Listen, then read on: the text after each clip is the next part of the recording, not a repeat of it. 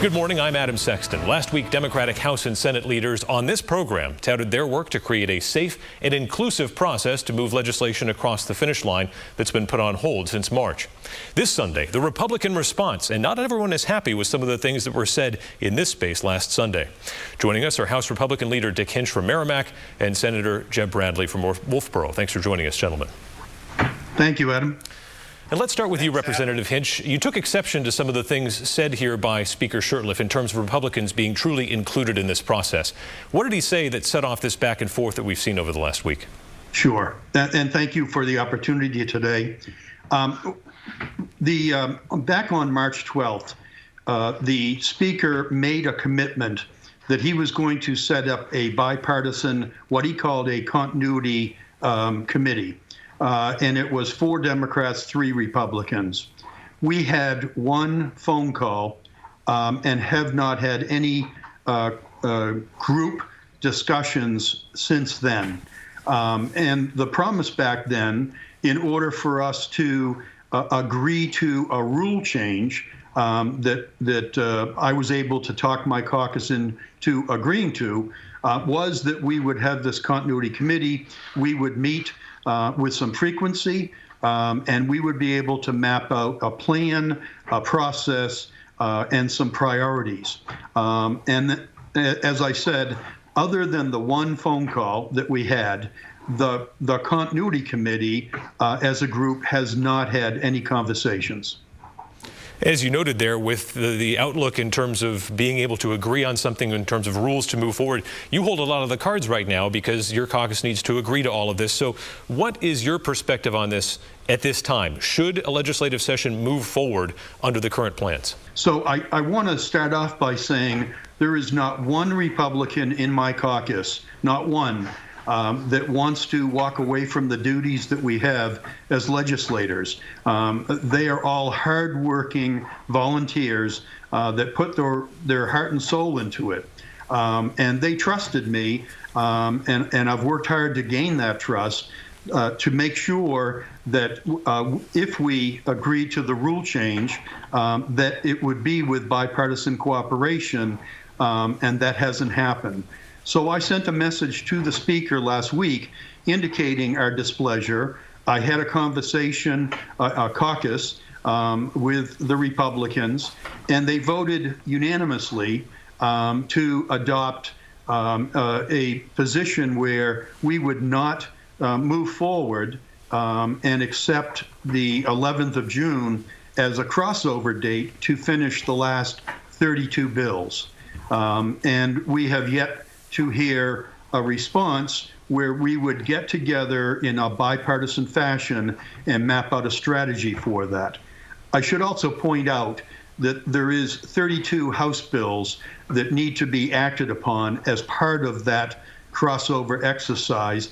And contrary to the Speaker's press release, there are none that deal with the COVID situation. And quite honestly, in my opinion, there should be. Senator Bradley, from what I've gathered, it's a much different process on the Senate side.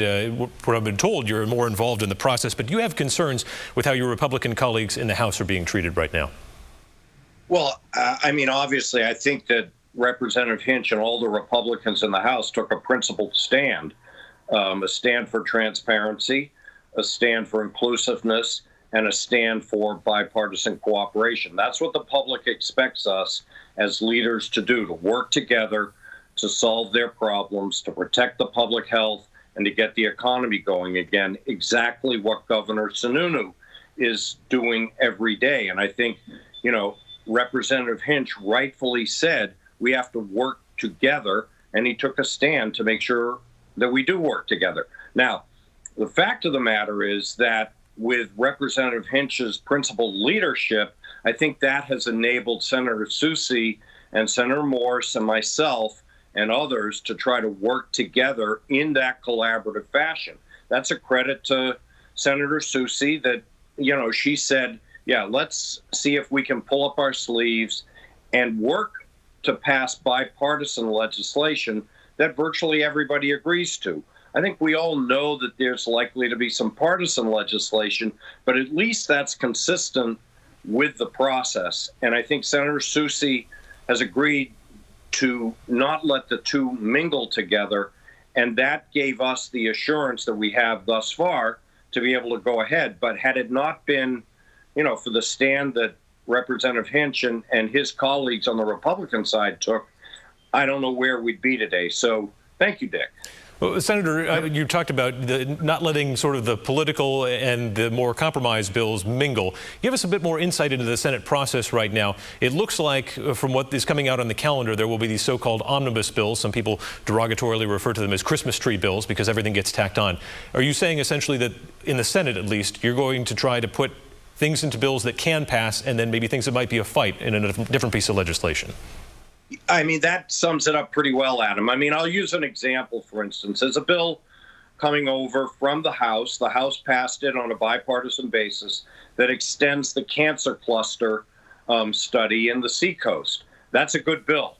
And so our proposal that Senator Soucy, myself, and others have worked on is to include like legislation that sets new standards for PFAS chemicals that are polluting groundwater. That the Department of Environmental Services adopted a rule that sets it in legislation with funding for municipalities to actually mitigate the harm. That's been bipartisan all along, and I think there's broad support across the political spectrum. So we would group those bills together and then have a hearing, presumably, on it, and then we would be able to send it back to the House. That's how we envision the process working. Now, look, there are going to be other bills where we don't agree, and that's okay as long as we go through the regular process, which means, it's not putting the governor in a spot where there's some bills that everybody supports tacked on with bills that, a lot of people don't support, and then he's in a terrible quandary. And that's not leadership in a crisis. That's not the way Governor Sununu has been, working to try to solve the problems of people in New Hampshire that have lost incomes, that are losing their small businesses, that need to have their health protected. So, again, I think that, what Representative Hinch did has helped us sort of focus on what we need to do. There's still a long ways to go. But I think, with Senator Soucy's goodwill, we have a pretty good chance of getting there. Representative Hinch, along those same lines, if you do get to a yes on the process and the session does move forward and you feel like you're adequately being looped in, what about these Senate bills that could come over to the House? There's, a consensus could be reached in the Senate. That's not always the case with the caucuses in the House. I mean, how do you feel that would work? Do you think that there could be a second crossover with some of these big bills, with the omnibus bills, that is? Sure. And so I just want to also make sure I state a fact, and that is the session for the House will happen on June 11th, barring any unforeseen circumstance that changes that, and that would be the Speaker that would make that call. But Republicans will show up. What we need to do is to navigate through the issues that we have and achieve the bipartisan support and be a part of the process that was promised to us. We have a plan. We want to do a schedule. We want to complete our work, and we don't want the rest of the term to be politicized by a radical agenda. Now, to answer your question, there is an effort right now that is going on to prioritize the bills. We've seen some of it, and to the extent that the ranking members were included in a process with the committee chairs has been inconsistent. About half of them had a good relationship exchange, and the other half did not. And so we have to obviously get through that process. But we are committed to making sure that we are able to move forward and do so in a bipartisan fashion. So, where we go is really going to be the Speaker's call on whether he is prepared to meet with us and achieve that bipartisan result that we are looking for.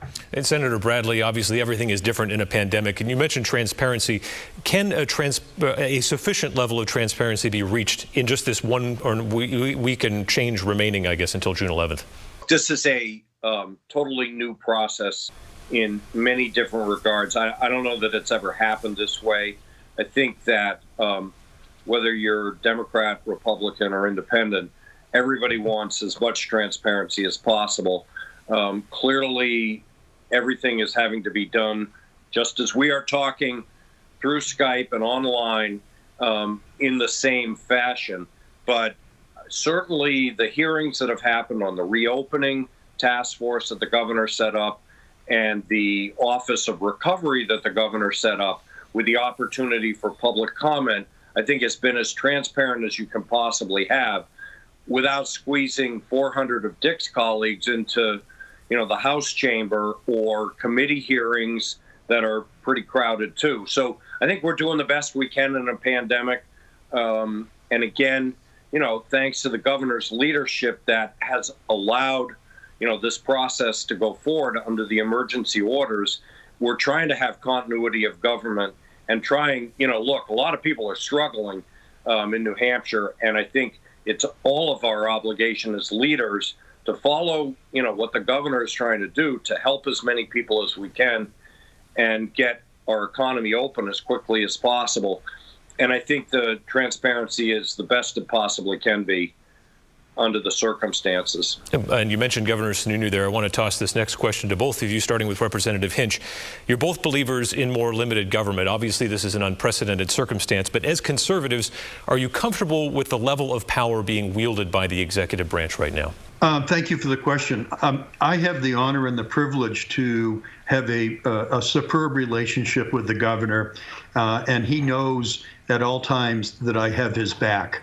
There may be some things going on that I don't necessarily agree with, but he's the governor. There can only be one governor. He has to make the call, and he has to be the one that is analyzing, all of the different metrics and doing what he believes is correct. So, the governor has my full support.